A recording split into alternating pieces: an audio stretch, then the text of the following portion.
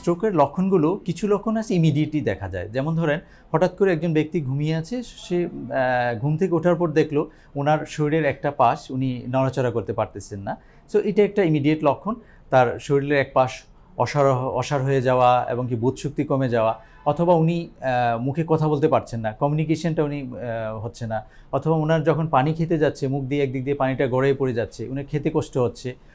এমনও হতে পারে কিছু কিছু ক্ষেত্রে পরবর্তীতে আসলো যে পেশেন্টের ইউরিনারি কিছু প্রবলেম থাকতে পারে, উনি স্বাভাবিকভাবে ওনার মলমূত্র ত্যাগ করতে সমস্যা হচ্ছে। তারপরে যেটা হলো উনি যখন হাঁটতে যাবে ওনার ওই শক্তিটা উনি পাচ্ছে না, দেখা গেলো উনি হাঁটতে গিয়ে একদিকে পড়ে গেল। হ্যাঁ, কারণ হলো তার শরীরের এক পাশটা অবশ্যের কারণে ওনার যে মাংসপেশির যে শক্তি কমে গেছে, তার ফলে ওনার হাঁটার যে শক্তিটা ব্যালেন্সটা নষ্ট হয়ে যায় এবং উনি এক পাশে পড়ে যেতে পারে। এবং এই পড়ে যাওয়াটা কিন্তু একটা খুব অ্যালার্মিং। এমন স্ট্রোক পরবর্তী জটিলতার মধ্যে দেখা যাচ্ছে এই ফল হলো নাম্বার 1, এবং এই ফলের কারণে যেটা হয় অনেক সময়ই পেশেন্টের হিপ বোন ফ্র্যাকচার হয়ে যায়। এছাড়া আরও অনেক কিছু লক্ষণ আছে, যেমন কারো কারো ক্ষেত্রে সিভিয়ার হেডেক হয়, দেখেন তীব্র মাথা ব্যথা হয়, মাথা ব্যথার সাথে ওনার বমির ভাব হতে পারে।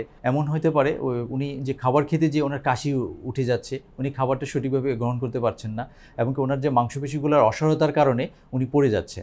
সো এই লক্ষণগুলো হলো ইমিডিয়েটলি দেখা যায়। পরবর্তীতে দেখা যাচ্ছে কিছু এই লক্ষণগুলোর কারণে আরও কিছু জটিলতা আসতে পারে, যেগুলো এই জন্য আমরা ইমিডিয়েটলি পেশেন্টকে যেটা বলি যে আপনারা নিকটস্থ কোনো স্ট্রোক সেন্টারে অথবা অবশ্যই হসপিটালে ভর্তি করতে হবে।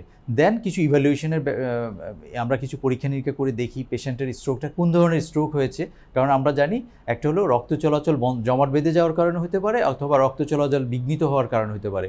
সো ব্রেনের একটা পরীক্ষা আছে যেটাকে আমরা CT scan of the brain বলি, ওই পরীক্ষার মাধ্যমে আমরা ওই ডায়াগনোসিসটা করতে পারি, এবং কি ওই ডায়াগনোসিসটার পরবর্তীতে হলো আমরা চিকিৎসা পদ্ধতিটা নির্ধারণ করে ফেলি যে যদি কাদেরকে আমরা কী ধরনের মেডিকেল ট্রিটমেন্ট দিব।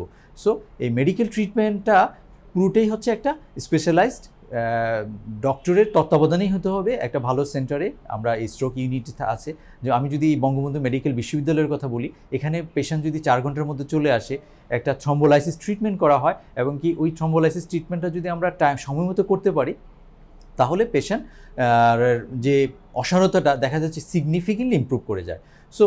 সো টাইমলি ট্রিটমেন্টও একটা মেডিকেল ট্রিটমেন্টও একটা খুব গুরুত্বপূর্ণ বিষয়।